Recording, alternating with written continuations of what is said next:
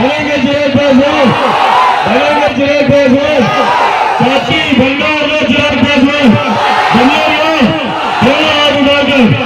साथियों, ये वादा आप लोगों से करता हूँ, आप लोग एक कदम चलेंगे, चिराग पासवान 100 कदम आप लोग के साथ चलेगा। ये वादा आप लोगों से करता हूँ। पूछिए इन लोगों से कि बिहार में अगर 35 साल इन लोगों पर नहीं तो और किस पर विश्वास किया? 90 के दशक से जो लोग आज बिहार की सत्ता में है, 90 के दशक से यही लोग बिहार की सत्ता में हैं। हम लोगों ने राजद का शासनकाल देखा, हम लोगों ने पिछले 2 दशक से 20 साल से मुख्यमंत्री नीतीश कुमार जी को देखते आ रहे हैं, और क्या मिला हम लोग को बदले में? सिर्फ लाठी, सिर्फ लाठी खाने को मिली हम लोग को बदले में।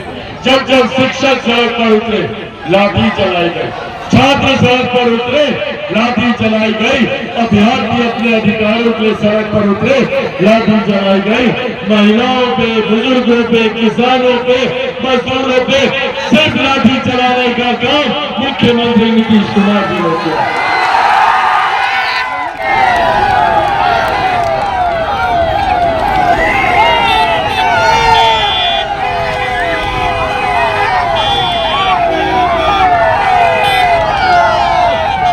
साथियों, ये 40 डिग्री की गर्मी में अब लोगों का उत्साह दर्शाता है कि बिहार में अब बदलाव का मन बना हुआ है। संकल्प एक विकसित बिहार बनाने का, बिहार को बॉस और बिहारियों को बॉस बनाने का संकल्प ले लिया। और जाते वक्त रास्ते में मैं अपने साथियों से यही कह रहा था कि 40-42 डिग्री की गर्मी में, इतनी सिकर दोपहरी में, कड़कती धूप में हम लोग रख रहे हैं। हम लोग को थोड़ा शाम का कार्यक्रम रखना चाहिए, पर रास्ते भर जो आप लोगों का जोश दिखा, जो उत्साह दिखा, और आज इस सभा में आप लोगों की मौजूदगी न सिर्फ मेरे युवा साथियों की, मेरे तमाम आदरणीय बुजुर्गों की, मेरी महिलाओं की, मेरी बहनों की ये मौजूदगी दर्शाता है कि अब बिहार पूर्ण मन बना चुका है कि अब बिहार एक विकसित राज्य बनता है। और ये जरूरी है साथियों, ये संघर्ष सिर्फ हमें लोग नहीं कर रहे हैं, हमें लोग इस चिलचिलाती धूप में खड़े होकर एक बदलते विकसित बिहार की कल्पना नहीं कर रहे। हमारी पिछली पीढ़ियों ने की है, हमारे बुजुर्गों ने की है, मेरे खुद के पिता आदरणीय रामविलास पासवान जी ने की है, पर अब उस संघर्ष को पूर्ण विराम देने का समय है। उस संघर्ष को अपने अंतिम पड़ाव तक लेकर जाने का समय है। बहुत समय बिता दिया भैया हम लोगों ने इस इंतजार में कि भैया कब बिहार विकसित राज्य बनेगा। आज देश में एक तरफ आजादी का अमृत महोत्सव मनाया जा रहा है। क्या अपने बिहार में अमृत महोत्सव मनाने के लिए किस बात का महोत्सव मनाया हम लोग बिहार में? आज आजादी के 75 साल के बाद भी बिहार सबसे पिछड़ा राज्य कहलाता है। आज यहाँ पर अपराध चरम सीमा पर है, कानून की पूर्णतः लचर व्यवस्था है, बेरोजगारी, महंगाई यहाँ पर चरम सीमा पर है, तो किस बात का महोत्सव मनाए हम लोग? ये सवाल हम लोग को सत्ताधारी नेताओं से पूछने की जरूरत है, जिन्होंने सिर्फ जात पात धर्म मजहब की राजनीति इन लोगों ने की। और जो लोग बिहार की सत्ता में बैठकर बिहार में विकास की बातें करते हैं, पूछिए इन लोगों से कि बिहार में अगर 35 साल इन लोगों पर नहीं तो और किस पर विश्वास किया? 90 के दशक से जो लोग आज बिहार की सत्ता में है, 90 के दशक से यही लोग बिहार की सत्ता में हैं। हम लोगों ने राजद का शासनकाल देखा, हम लोगों ने पिछले 2 दशक से 20 साल से मुख्यमंत्री नीतीश कुमार जी को देखते आ रहे हैं, और क्या मिला हम लोग को बदले में? सिर्फ लाठी, सिर्फ लाठी खाने को मिली हम लोग को बदले में जब जब शिक्षक सड़क पर उतरे लाठी चलाई गई, छात्र सड़क पर उतरे लाठी चलाई गई, अभ्यर्थी अपने अधिकारों के लिए सड़क पर उतरे लाठी चलाई गई। महिलाओं पे, बुजुर्गों पे, किसानों पे, मजदूरों पे सिर्फ लाठी चलाने का काम मुख्यमंत्री नीतीश कुमार जी ने किया। इसको समीकरण बनाओ, इसको अपने साथ करो। दलित को मां दलित, पिछड़ा को अति पिछड़ा, कभी अगड़ा, कभी पिछड़ा, कभी हिंदू, कभी मुस्लिम, कभी नाथ, कभी कुश, कभी कोरी, कभी कुर्मी, कभी महिला, कभी पुरुष, सिर्फ जाति में इन्होंने बांटने का काम किया। और बदले में हम लोग को क्या मिला? आज भी हम लोग को दूसरे प्रदेश जाना पड़ता है। भाई दिल्ली में मैं रहा हूं, मुंबई में मैंने काम किया, पर मैंने आज तक कभी नहीं देखा कि कोई दिल्ली का लड़का या लड़की बिहार आता है शिक्षा के लिए। आप लोगों ने देखा क्या? आए कभी कोई मुंबई से लड़का लड़की बिहार रोजगार के लिए? तो फिर क्यों सिर्फ हम बिहारियों को ही दूसरे प्रदेश जाना पड़ता है? बुजुर्गों को हम देखते हैं, महिलाओं को हम देखते हैं, दिल्ली में के सामने लाइन लगाकर खड़े रहेंगे दिनों दिन तक डॉक्टर से मिलने के। क्यों ये व्यवस्था हम लोग को बिहार में नहीं मिलती? और जब इस व्यवस्था की लड़ाई चिराग पासवान लड़ता है, बिहार को बिहारी को लड़ता है, तो मुख्यमंत्री चिराग पासवान को समाप्त करने का प्रयास करते हैं, पूरी शक्ति लगा देते हैं कि भैया चिराग पासवान को समाप्त कर दो। क्या कसूर है भैया चिराग पासवान का? क्या कसूर है? कोई आज से ज्यादा संपत्ति नहीं है हमारे पास चाची, कोई कोर्ट कचहरी में मुकदमा नहीं है हमारे ऊपर।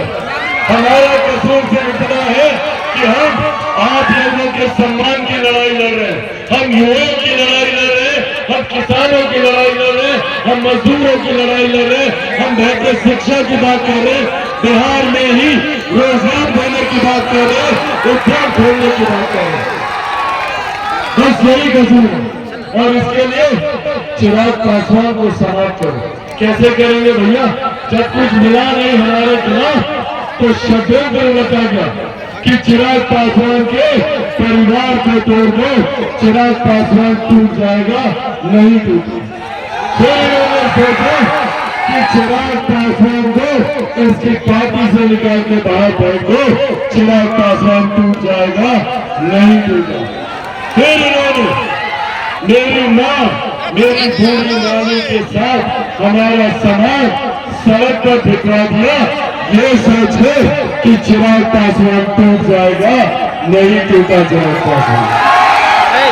क्योंकि जो लोग ये सोचते हैं कि चिराग पासवान टूट जाएगा, वो लोग भूल जाते हैं कि चिराग पासवान शेर का बेटा है, चिराग पासवान का बेटा है। भैया ना टूटने वाला हूँ, ना झुकने वाला हूँ, और डरता तो भैया मैं किसी से नहीं हूँ, कितनी ताकत आजमाने वाला।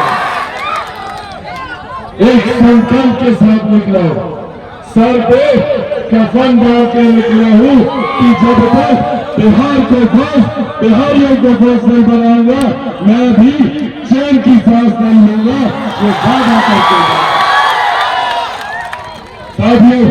बिहार को बिहारी फर्स्ट, बिहार को विकसित राज्य बनाने की सोच है बिहारी का,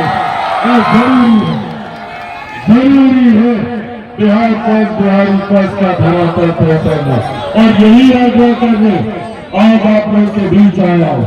चुनाव सर पर है, ये साल चुनावी साल है, और एक एक करके हम लोगों ने कई चुनावी साल बिता दिए, और बदले में आजादी के 75 साल के बाद आज भी हम लोग को सुनने को मिलता है कि भैया बिहार पिछड़ा है, बिहार पिछड़ा। ये साल अगर हम लोग सही मानों में बिहार फर्स्ट, बिहारी फर्स्ट को घर घर पहुंचाने में अगर हम लोग कामयाब हुए, तो ये वादा करके जाता हूं कि जिस दिन बिहार में बिहार कोस बिहारी कोस की सरकार बनेगी, उस दिन से एक विकसित बिहार की नींव तैयार होगी, निर्माण तैयार होगा। पर ये कार्य चिराग पासवान अकेला नहीं कर सकता, अकेला नहीं कर सकता। इसके लिए आप सबको चिराग पासवान बनके घर घर जाना होगा, बिहार का बिहारी कोस को बताना होगा। बनेंगे चिराग पासवान, बनेंगे चिराग पासवान, बनेंगे चिराग पासवान, बनेंगे चिराग पासवान, चाची भंडार में चिराग पासवान बनिएगा, आगे बढ़कर। साथियों, ये वादा आप लोगों से करता हूं, आप लोग एक कदम चलेंगे, चिराग पासवान 100 कदम आप लोग के साथ चलेगा, ये वादा आप लोगों से करता हूं। मेरे नेता, मेरे पिता आदरणीय रामविलास पासवान जी ने एक विकसित बिहार का सपना देखा था। मैंने भी एक विकसित बिहार का सपना अपने पिता के अधूरे कार्यों को पूरा करने का प्रण मैंने भी लिया। साथियों, मुझे अगर सत्ता का सुख होता, सत्ता का लालच होता, तो 2020 के चुनाव थे बहुत आसान था मेरे लिए सत्ता की कुर्सी पर पहुंचना। उसके लिए मुझे सिर्फ मुख्यमंत्री नीतीश कुमार के सामने नतमस्तक होना था। अगर मैं नीतीश जी के सामने नतमस्तक हो जाता तो आज बिहार में मेरे 4-5 मंत्री होते, मैं खुद केंद्र सरकार में मंत्री होता, अगर मैं खुद जाता। पर अगर मैं उनके सामने नतमस्तक हो जाता तो कभी आप लोगों से नजर नहीं मिला पाता, अपने पिता की तस्वीर पर पुष्पांजलि अर्पित नहीं करता था अगर मैं वहां। और इसीलिए 2020 का चुनाव अकेले लड़ने का प्रण लिया, और उसमें आप सबने भरपूर साथ दिया। आज जब यहाँ दिनारा की धरती पर मौजूद हूँ, आप लोगों ने तो जीत सुनिश्चित करी दी थी, आप लोगों ने तो जीत सुनिश्चित करी दी थी। पर हाँ, शासन प्रशासन बड़ी बड़ी ताकतों ने मिलकर हम लोग को हराने का काम किया। पर आज उस कार्य को पूरा करने का संकल्प भी हम लोग को लेना है। अगले विधानसभा चुनाव में लोक जनशक्ति पार्टी का प्रत्याशी ही विधायक के तौर पर दिनारा से विधानसभा में जाएगा, ये संकल्प हम लोग लेकर जाए। यहाँ से हम लोगों की आवाज उठाने वाला, बिहार को बिहारी कोस की बात करने वाला, दिनारा को कोस, दिनारा वासियों को कोस बनाने की बात करने वाले विधायक को ही हम लोग चुनकर बिहार की विधानसभा में भेजे। आज ये संकल्प हम लोग को यहाँ से लेकर जाने की जरूरत है। लाइव बिहार YouTube पर सब्सक्राइब और Facebook पर लाइक जरूर करें।